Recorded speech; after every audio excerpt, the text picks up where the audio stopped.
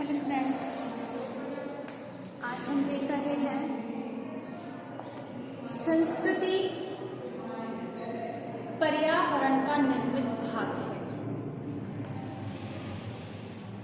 या मानव संस्कृति निर्माता के रूप में। जो मानव की संस्कृति है वो एक निर्माता के रूप में कैसे सिद्ध होती है। तो सत्यम हर्ट्ज़कोविट्ज़ के अनुसार संस्कृति पर्यावरण का मानव निर्मित भाग है। हर्ट्ज़कोविट्ज़ कहते हैं कि हमारी जो संस्कृति है वो पर्यावरण का मानव से निर्मित एक भाग है, जो कि पीढ़ी दर पीढ़ी विरासत के रूप में मिलती है। जैसे कि हमारे बुजुर्गों के पास ही वो पीढ़ी दर पीढ़ी उन्होंने हमको प्राप्त करवाई ये संस्कृति, और हम अपने बच्चों में संस्कृति प्राप्त करवाएंगे। ये संस्कृति होती है जैसे कि बुजुर्गों का सम्मान करना, अपने रीति रिवाज हैं, प्रथाएं हैं, जन रीतियां हैं, ये हमारी संस्कृति होती है। और ये हमको संस्कृति है, ये हमको पीढ़ी दर पीढ़ी विरासत के रूप में प्राप्त होती है, और हम इसे हस्तांतरित करके अपने बच्चों तक पहुंचाते हैं।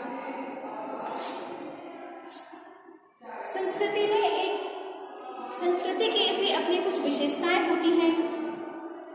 संस्कृति में समय समय पर अपने कुछ बदलाव आते हैं, और संस्कृति के द्वारा मानव अपनी कुछ विशेषताओं और क्षमताओं के कारण वो इन संस्कृतियों में कुछ ना कुछ थोड़ा बहुत परिवर्तन कर सकता है। और मानव ही एक ऐसा प्राणी है जो अपनी कुछ विशेषताओं और अपनी कुछ क्षमताओं के द्वारा संस्कृति का निर्माण कर सकता है। मनुष्य में क्या क्षमताएं होती हैं, क्या विशेषताएं होती हैं, इनको हम देखते हैं कि मनुष्य में सीधा खड़ा होने की क्षमता होती है। मनुष्य के जो दो पैर होते हैं उनसे वह सीधा खड़ा हो सकता है, और उनके द्वारा वह चल फिर सकता है, आने जाने का कार्य कर सकता है। और बाकी जो जीव जंतुओं में जो हाथ पैर होते हैं वो सिर्फ अपने शरीर का वजन ढोने के काम होते हैं। हाथों और पैरों की सहायता से, चारों हाथों पैरों की सहायता से अन्य जीव केवल अपना शरीर का बोझ ही ढोते हैं, जबकि मनुष्य अपने दो पैरों से सीधे खड़े होने की क्षमता रखता है और अपने दो हाथों के द्वारा अन्य और कोई भी कार्य कर सकता है। दूसरा है स्वतंत्रता पूर्वक घुमाए जा सकने वाले हाथ। ये केवल एक मनुष्य यानी कि मानव की ही विशेषता है, जिसके पास हाथ है। हाथ अन्य जीवों में भी होते हैं, लेकिन वो किसी कार्य को करने के लायक नहीं होते हैं, वो सिर्फ चलने के कार्य ही आते हैं अन्य जीवों में। मनुष्य के पास स्वतंत्रता पूर्वक अपने हाथों को आसानी से गोल घुमा सकता है, कोई भी आसानी से कार्य कर सकता है, और इन हाथों की सहायता से वो कोई भी मनुष्य के पास एक अंगूठे के भी, हाथों के साथ साथ मनुष्य में एक अंगूठे की भी क्षमता होती है, और जिस अंगूठे की सहायता के कारण मनुष्य कोई भी चीज को अच्छी तरह से पकड़ सकता है, और कोई चीज अच्छी तरह से पकड़ ली जाए, पकड़ करके वह अच्छी तरह से लेखन का कार्य है, कोई भी वाद्य यंत्र के बजाने का कार्य है, कोई भी चीज को अच्छे से पकड़ने का कार्य है, इन हाथों की सहायता से मनुष्य आसानी से कार्य कर सकता है, और यह केवल मनुष्य के पास ही होती है।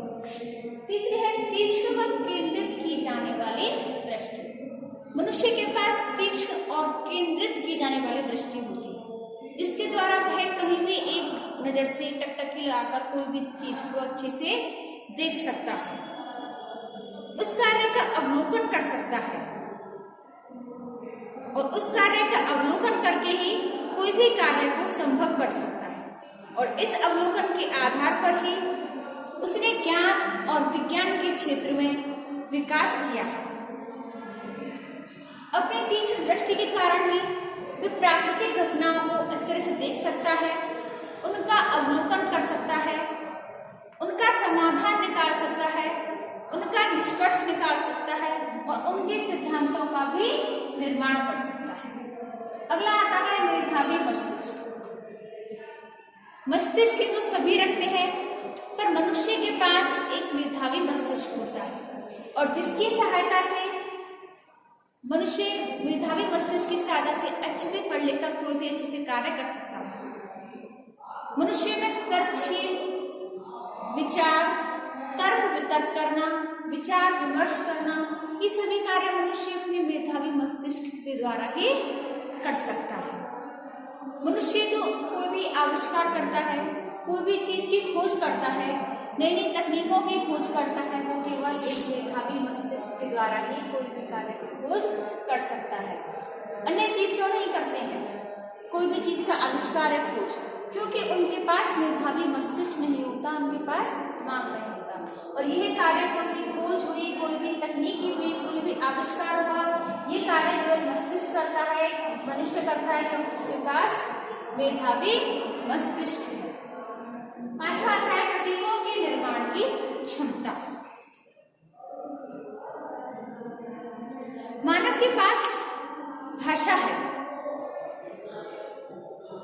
जिसके कारण मनुष्य अपनी बातों को दूसरे तक पहुंचा सकता है। भाषा के माध्यम से अपने वाद विवाद हैं, अपने विचार हैं, अपने मस्तिष्क में आने वाले विचार हैं, उनको हम आदान प्रदान कर सकते हैं। भाषा के माध्यम से ही मनुष्य ने अनेक प्रतीकों का निर्माण किया है। एक दूसरे को समझाने के लिए मनुष्य भाषा का प्रयोग करता है। अपनी बात को दूसरे व्यक्ति तक पहुंचाने में व्यक्ति ही सफल हुआ है। पशुओं के समाज में भाषा नहीं होती, वे अपने विचारों को एक दूसरे में व्यक्त नहीं कर पाते हैं क्योंकि उनके पास कोई संस्कृति नहीं होती। संस्कृति केवल मानव के पास है और इसी संस्कृति के कारण व्यक्ति अन्य जीवों से अलग है। अब आते हैं हमारे संस्कृति के उपादान, चाहे अंग कहो उनको या फिर अवयव। सबसे पहले आता है हमारा सांस्कृतिक तत्व। प्रत्येक संस्कृति में संतुलन और संगठन होता है। प्रत्येक संस्कृति में अनेक तत्व होते हैं, संकुल होते हैं, प्रतिमान होते हैं, अपने अपने क्षेत्र होते हैं। संस्कृति तत्व में संस्कृति के लिए सबसे छोटे से छोटे भाग को संस्कृति तत्व कहते हैं। संस्कृति का जो तत्व होता है उस छोटे से छोटे भाग से मिलकर बना हुआ होता है और उसी सबसे छोटे से छोटे भाग को जो मिलकर बनता है उसे हम सांस्कृतिक तत्व कहते हैं। इसमें हर्ट्ज़बर्ग के अनुसार जो सांस्कृतिक तत्व की जो सबसे छोटी इकाई होती है वह होती है परिवार। परिवार समाज की सबसे छोटी से छोटी इकाई होती है।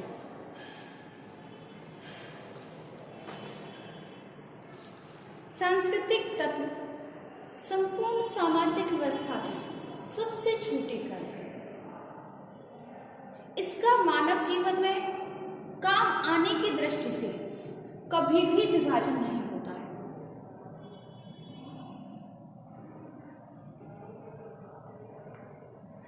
ग्रोवर ने इसे संस्कृति का न्यूनतम परिमाप तत्व कहा है।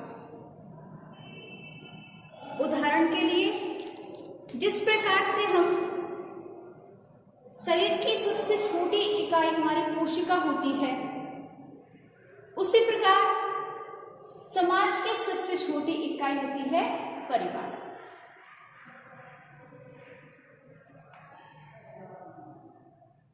और इस सबसे छोटी से छोटी इकाई ही सांस्कृतिक तत्व होती है और यह भौतिक और अभौतिक दोनों ही रूपों में पाई जाती है। अब आती है हमारी सांस्कृतिक संकुल। सांस्कृतिक संकुल किसे कहते हैं? सांस्कृतिक तत्वों के घुले मुले रूप या समूह को हम संकुल कहते हैं। सांस्कृतिक तत्वों के घुले मिले रूप या समूह को ही हम क्या कहते हैं? संकुल कहते हैं। उन सभी खुले मुले रूप से ही मानव अपनी आवश्यकताओं की पूर्ति करता है। और जो सांस्कृतिक तत्व के जो खुले मुले रूप होते हैं, इन सभी से मिलकर एक संकुल बनता है।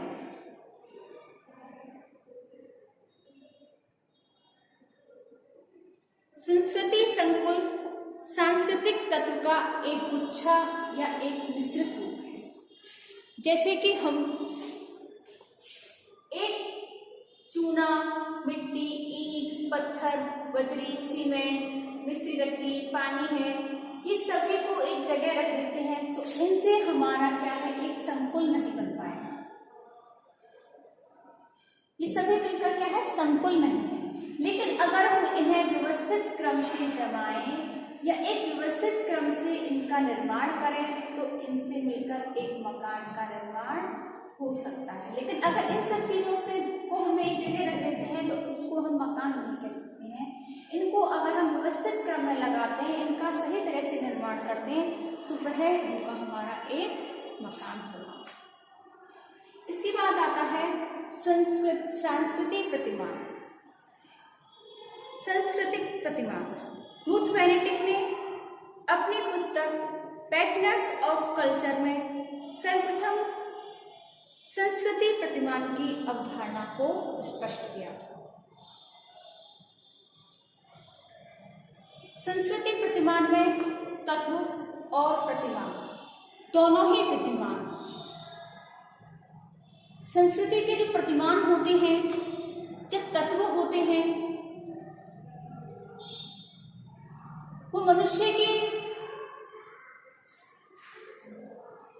संकुल से विशेष प्रकार से व्यवस्थित होते हैं। जिस प्रकार से एक घड़ी, रेडियो, यह मकान है, यह विभिन्न इकाइयां हैं, ये एक निश्चित तरीके से सुसज्जित होती हैं। इनमें एक क्रम, ये व्यवस्था होती है। उसी प्रकार से संस्कृति संकुल जब एक विशिष्ट ढंग से व्यवस्थित हो जाते हैं तो संस्कृति प्रतिमान का निर्माण करते हैं। संस्कृति प्रतिमानों के व्यवस्थित संगठन से ही एक संपूर्ण संस्कृति का निर्माण होता है। अब आता है सांस्कृतिक क्षेत्र। सांस्कृतिक क्षेत्र जो मनुष्य की सांस्कृतिक प्रतिक्रियाएं होती हैं, सांस्कृतिक जो कार्य होते हैं, जनविधियां हैं, लोकाचार हैं, रूढ़ियां, प्रथाएं, जो कोई भी कार्य होते हैं वो संस्कृति से निर्मित होते हैं। मनुष्य अपनी संस्कृतियों का अच्छे से पालन करता है, इन जनविधियों का अच्छे से निभाता है। अब आता है प्रकट तथा अप्रकट संस्कृति तत्व। क्लूफोर्ड ने संस्कृति के तत्वों को दो भागों में डिवाइड किया है, प्रकट संस्कृति और अप्रकट संस्कृति।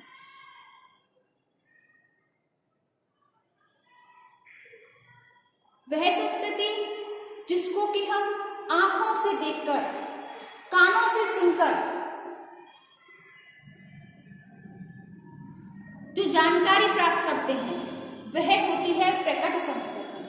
और वह संस्कृति जिसे कि हम ना तो कभी कानों से सुना है, न हमने अपने आंखों से देखा है, और उस संस्कृति के बारे में हम उसका अवलोकन करें या अनुभव करें तो वह होती है अप्रकट संस्कृति।